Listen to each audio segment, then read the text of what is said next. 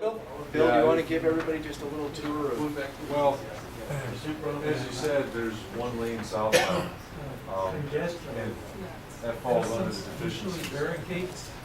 When you start looking at alternatives, this is just a concept sketch of what's planned for right now, but they're looking to increase from, in essence, really one booth to inspect southbound, to 5 booths to inspect southbound. And this is just a concept, but they plan to start construction actually later this summer.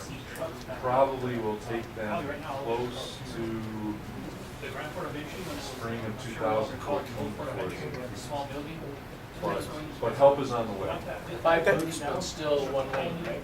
Yeah. No, as part of the infrastructure improvements to SR 189, which is a 5-lane facility now, it's 2 southbound, 2 northbound, and what they call a 2-way center turn lane.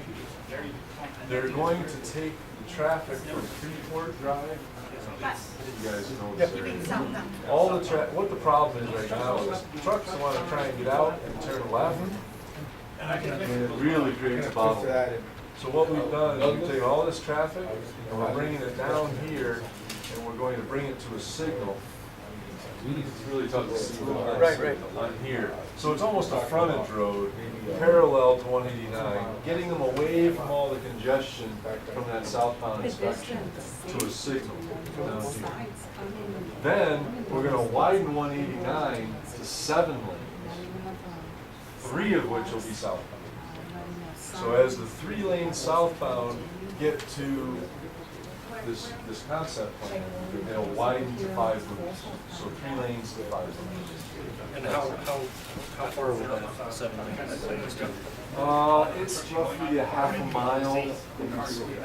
It's not the greatest solution, but it's a spot improvement that will get us through the next couple of years. I know that ADOT is already looking at what they call a design concept report, which Dan and Amy are a part of, looking at alternative routing, looking at 189 all the way to the connection with I-19 and Grand Avenue. all the way to Grand Avenue, alternative alignments to get more directly to I-19. So a lot of effort in brain power is being put into this roadway and its connection. And let me step back. I work with CBP a fair amount. That is false. CBP doesn't inspect harder in Arizona. There's a lot of pork shops. There's a lot of pork shops. There's a lot of people that do. That's exactly right. Like anything else, you talked initially about marketing.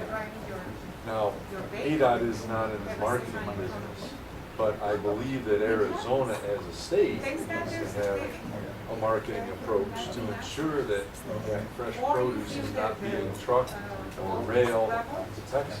That's something that needs to be discussed. It's probably not a part of the border master plan, but it is something that needs to be tackled. The border master plan can lay the groundwork for the market. 3 things. I would agree. We need to have a much more improved interchange at Mariposa and I-19, something that allows the trucks to not have to stop. And then, once the trucks get through there needs to be a quicker and smoother way for them to get off of I-19 into the warehouses in Rio Rico. And conversely, the trucks coming south from all the rest of the United States, easy way for them to get off of Rio Rico.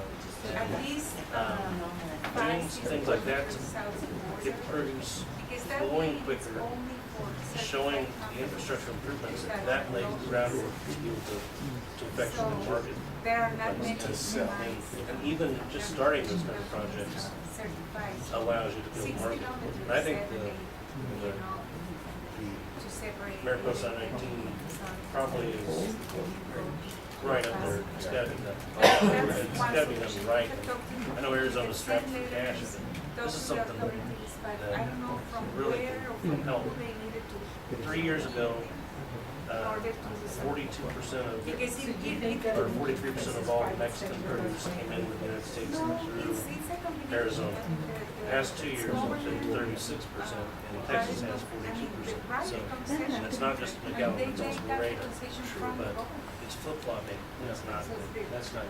Well, with regards to the Mariposa Road But I-19 it's like, interchange, Dan, okay, that's a it's part your of the study responsibility, area it's your for responsibility, the no, it's design your concept responsibility at the report. end. It's really the But focus.